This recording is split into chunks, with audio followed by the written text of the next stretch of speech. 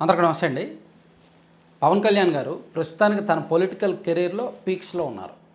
Janasena party కూడా మంచి ఊపులో ఉంది, జోష్లో ఉంది. అయితే ఆ పార్టీ 21 ఎమ్మెల్యే సీట్లు 2 ఎంపీ సీట్లు ఉన్నప్పటికీ వచ్చే ఎన్నికల నాటికి ఇంకాస్త బలంగా జనంలోకి వెళ్ళాలి, ఇంకా సీట్ల సంఖ్య పెంచుకోవాలి అనే ఫోకస్ మీద ఉన్నారు. అన్ని జిల్లాల్లో కూడా పార్టీ పట్టు పెరిగేలాగా ఇప్పుడు తెలుగుదేశం పార్టీ, వైఎస్ఆర్ కాంగ్రెస్ పార్టీ ఏ స్థాయిలో అయితే బలోపేతంగా ఉన్నాయో వాళ్ళకి లీడర్షిప్ స్ట్రక్చర్ కానీ, కార్యకర్తల స్ట్రక్చర్ కానీ గ్రామ స్థాయి నుంచి ఎంత బలంగా ఉన్నాయో ఆ స్థాయిలో జనసేన పార్టీని కూడా నిలబెట్టాలి, గ్రౌండ్ లెవెల్లో బలోపేతం చేయాలి అనేది పవన్ కళ్యాణ్ గారి వ్యూహం, లక్ష్యం. అయితే అదంత ఈజీ కాదు.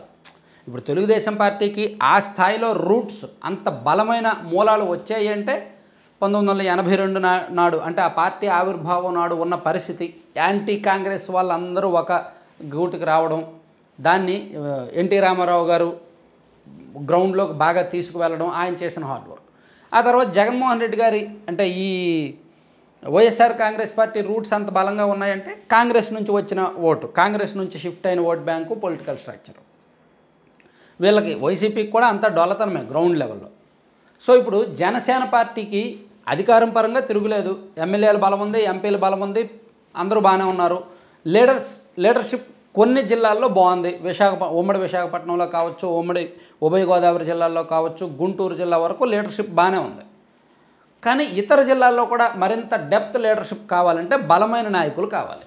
ఆ బలమైన నాయకుల అన్వేషణలో భాగంగానే కొంతమంది నాయకుల్ని పవన్ కళ్యాణ్ గారు వైసీపీ నుంచి జనసేన పార్టీలో చేర్చుకొని వాళ్ళకి ఇంటర్నల్ వర్క్ అప్పచెప్తున్నారు, బ్యాక్ ఎండ్ వర్క్ అప్పచెప్తున్నారు. ఈ క్రమంలోనే అత్యంత కీలకమైన నేత బొత్స సత్యనారాయణ గారిని కూడా జనసేన పార్టీలో చేర్చుకోవడానికి పవన్ కళ్యాణ్ గారు 6 నెలల నుంచి ప్రయత్నాలు చేస్తున్నారంటే నమ్మగలరా? ఇది ఆ పార్టీలో ఇంటర్నల్గా కాస్త హయ్యర్ లెవెల్లో మాత్రమే తెలిసిన విషయం. ఎందుకంటే బొత్స సత్యనారాయణ గారు అంటే పవన్ కళ్యాణ్ గారికి అభిమానం, పవన్ కళ్యాణ్ గారన్నా బొత్స గారికి అభిమానం. ఆయన తూర్పు కాపు కమ్యూనిటీ బొత్స సత్యనారాయణ గారు అంటే బీసీల కిందకు వస్తారు. సో ఆయన 1999లో తొలిసారిగా ఎంపీగా గెలిచారు విజయనగరం నుంచి. ఆ తర్వాత ఎమ్మెల్యేగా గెలిచారు, ఎమ్మెల్యేగా పనిచేశారు అండ్ మంత్రిగాను పనిచేశారు. 2004 నుంచి 2009 వరకు, 2009 నుంచి 2014 వరకు మంత్రిగాను పనిచేశారు, కీలక శాఖలు పనిచేశారు. అలాగే ఆంధ్రప్రదేశ్ కాంగ్రెస్ కమిటీ పీసీసీ అధ్యక్షుడిగాను పనిచేశారు.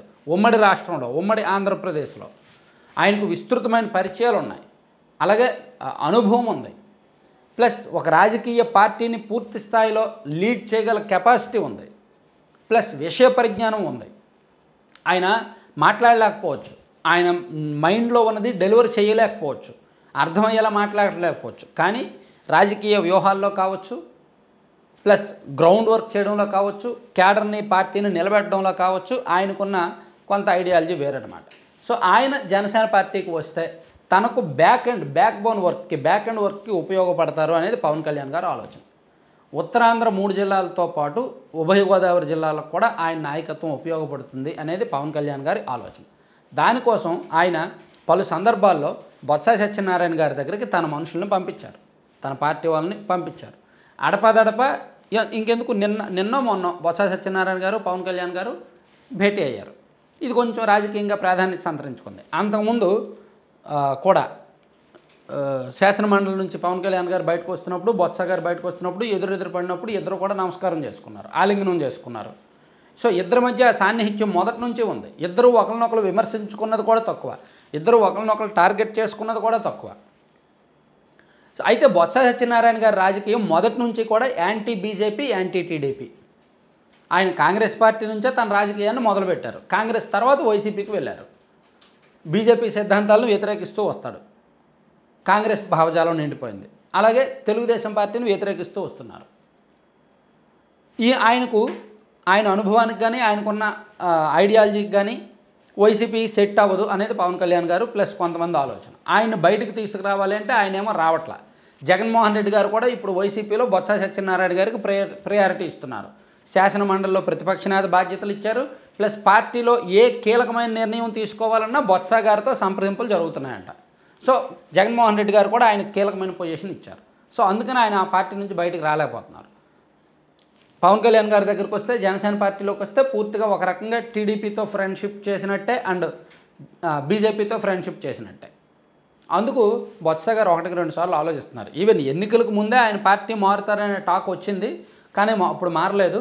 సో ఆ తర్వాత నెమ్మదిగా ఇప్పుడు టాక్ అయితే బాగా స్ప్రెడ్ అవుతుంది. నాకు తెలిసినంత వరకు 99.99% కొన్ని నెలల్లోనే ఈ పార్టీ మార్పులు అయితే జరిగే అవకాశాలు కనిపిస్తున్నాయి. పవన్ కళ్యాణ్ గారు చేస్తున్న ప్రయత్నాలు ఫలించే అవకాశాలు అయితే కనిపిస్తున్నాయి.